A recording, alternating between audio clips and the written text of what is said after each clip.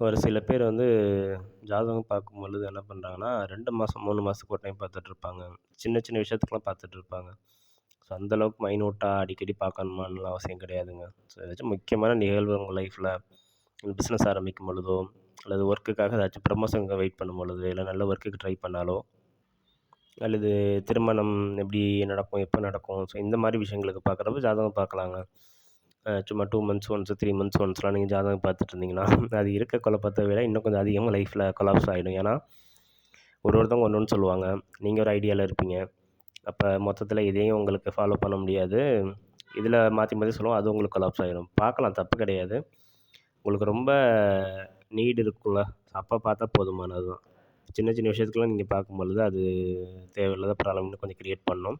So, அதனால ரொம்ப உங்களுக்கு ரொம்ப நீடு தேவைப்படும்ல. ஸோ, அப்ப மட்டும் நீங்க பார்த்தாலே போதுமானது தான்.